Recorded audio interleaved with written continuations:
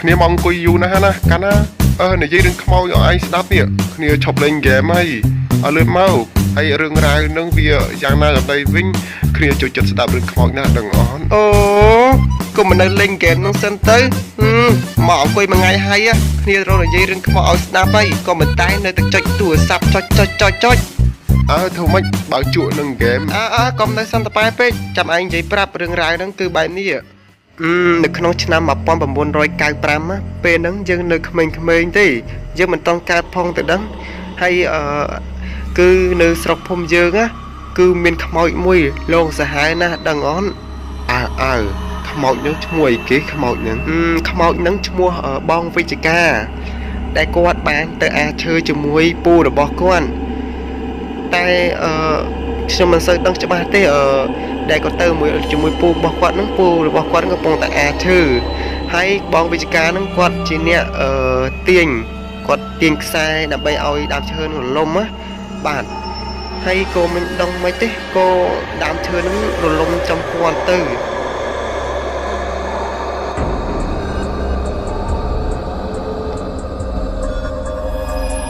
អើយវិជ្ជការអើយប្រយ័ត្នដើមឈើឯង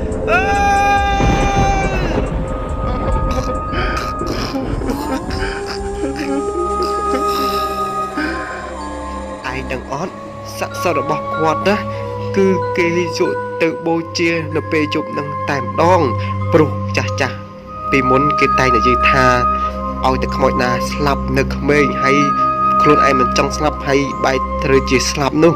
គឺលោកអាក្រក់ហើយគេត្រូវឲ្យយើងទៅបូជារមុខកកប់នៅពេលយប់ជ្រៅខ្ទង់ម៉ោង9ទៅម៉ោង10ហើយចំណែកឯលោកពូរបស់គាត់ណាគឺខ្មោចក្មួយរបស់គាត់លងមុនគេដោយសារតែអីអត់គឺដោយសារតែលោកពូនឹងមិនជួយហែសាកសពនឹងទៅដល់កន្លែងខ្មោចគេកប់ទេគឺគាត់បែរទៅជាត្រឡប់ទៅផ្ទះវិញ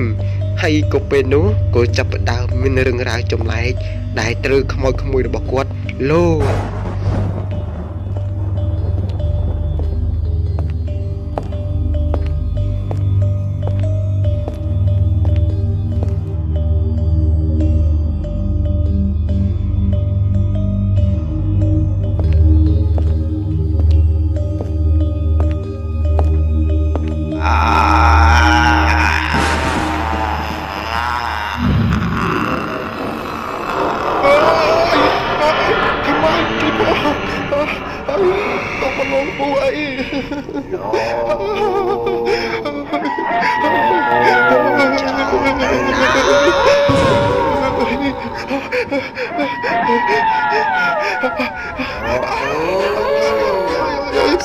ជីវិតខ្ញុំវិញមកកុំលោកពូ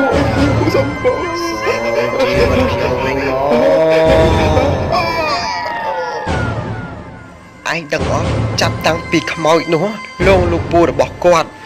គឺអ្នកស្រុករបស់យើងផ្អើលពេញភូមិនិយាយតគ្នាថាខ្មោចបងវិជ្ជការលោកសាហាវណាគឺលោកយុគបេញនោះលោកពូរបស់គាត់គឺបងប្អូនអ្នកភូមិយើងហ្នឹងគឺនាំគ្នាឲ្យតែពេលល្ងាចឡើងណាគឺនាំគ្នារត់ចូលផ្ទះអស់ហើយគឺខ្លាចគ្រប់គ្នាឯងដឹងអត់ណែឯងនិយាយលេងឬមួយក៏និយាយមែនគ្នាអត់ដែលឮទេនេះធ្វើតែគ្នានឹងធ្លាប់កុហកឯងអញ្ចឹងគ្នាវាខ្លាចហ្នឹងបើខ្លាចចង់ស្ដាប់រឿងខ្មោចឥឡូវនិយាយតទៀតមកគ្នាจะចិត្តស្ដាប់រឿងខ្មោចដឹងហើយគឺខ្មោចហ្នឹងស្លាប់អស់រយៈពេល7ថ្ងៃគឺបានដើរលងអ្នកភូមិអ្នកស្រុកហើយក៏បានលងអ្នកមិញម្នាក់កំពុងតែដើរតាមផ្លូវវាគួរឲ្យខ្លាចណាស់ឯងចាំស្ដាប់តទៀតតា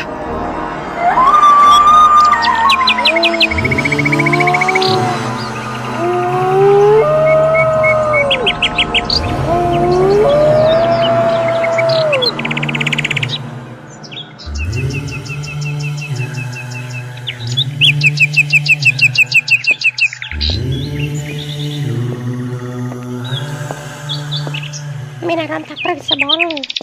ហើយដូចជាលើសំឡេងអ្វីអ្នកមីងថាតើអ្នកមីងទៅណាខ្ញុំនឹកអ្នកមីងណា អ្នកមិញនោះគាត់ប្រស័យប្រសាទបាត់ទៅហើយពេលដែលគាត់ដឹងខ្លួនវិញគាត់និយាយថាខ្មោចអ្នកភូមិនិយាយអ្វីក៏គាត់មិនស្ដាប់ទៀតដែរគឺគាត់ជាមនុស្សប្រស័យប្រសាទតែម្ដងហើយចំណែកអ្នកភូមិអ្នកស្រុកយើងយប់ឡើងគឺគេងមិនដែរសុខទេយប់ឡើងអញ្ចឹងគឺឮសំឡេងគោះទ្វារហើយឮកូនចាំង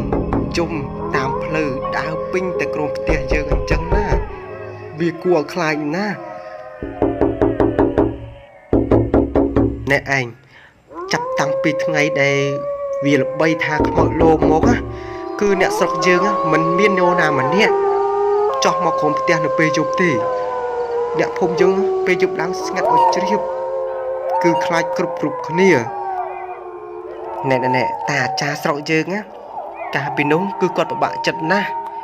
គឺគាត់មិនដឹងជាធ្វើយ៉ាងណាទេដើម្បីកម្ចាត់ខ្មោចនោះព្រោះអីមានអ៊ីម្នាក់គាត់ពោលកូនមករៀបរាប់ថាខ្មោចលងគាត់ណាយប់ឡើងគេងមិនដែរលក់ទេឮតែសំឡេងគោះទ្វារនិងយំនៅក្រោមផ្ទះគាត់លោកតាអាចារ្យគាត់ពិបាកចិត្តណាស់ថ្ងៃហ្នឹងគាត់ដើរទៅកន្លែងខ្មោចនោះស្លាប់ពេលហ្នឹងមិនទាន់ដល់កន្លែងនោះផងក៏ឮសំឡេងមួយយ៉ាងចម្លែក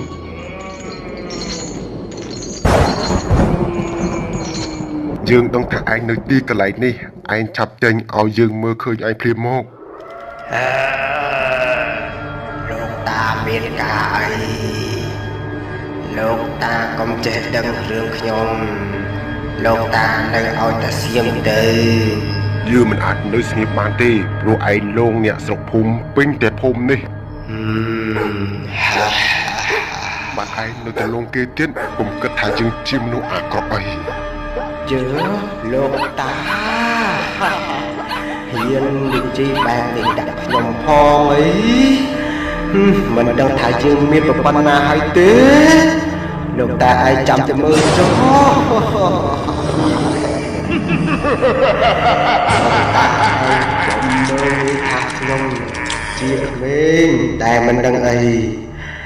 ចេញឲ្យឆ្ងាយពីនេះទៅប្រយ័ត្នខ្ញុំជួបលោកតាឯងយ៉ាយើងប្រាប់ឯងហើយថាយើងមិនចង់ធ្វើបាបឯងទេតែណាស់ហើយឯងនិយាយស្ដាប់គ្នាមិនបានទេអើយដងទីងដងណាំងអើយនឹងដាក់មកឆ្នាំងដងទីងដងណាំង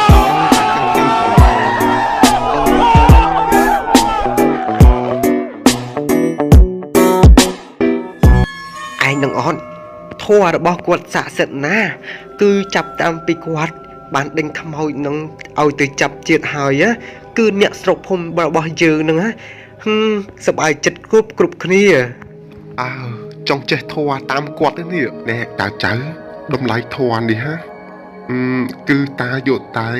$15តែប៉ុណ្ណោះសិស្សណារៀនមុនគឺបញ្ចុះ50%ទៀតយកតែ$5តែប៉ុណ្ណោះអ្នកចៅចាប់តាំងពីតាបានកុំចាត់ខ្មោចនឹងមកអ្នកស្រុកភូមិយើងរស់យ៉ាងស្រួលគ្មានខ្មោចលងទៀតទេហើយបើសិនជាអ្នកណាដែលចង់ចេះធម៌នេះគឺងាយស្រួលទេវាមិនពិបាកទេក្នុងការរៀននោះពេលដែលយើងរៀនគឺចេះណាតែបើយើងអត់រៀនគឺអត់ចេះទេតានិយាយប្រាប់ក្មួយឯងឲ្យដឹងទាំងអស់គ្នាការរៀនសូត្រនោះគឺវាមិនថ្លៃអីប្រហែលទេណែតាយកតែ$5ទេបញ្ចុះតម្លៃនៅថ្ងៃនេះឆាប់ចូលរួមរៀនទាំងអស់គ្នាណាណែឯងដឹងទេកាលពីមុនណាគ្នាចង់រៀនណាអូហៀសបាហូបាត់ដេកលក់ពីកាលអានេះងាប់ហើយ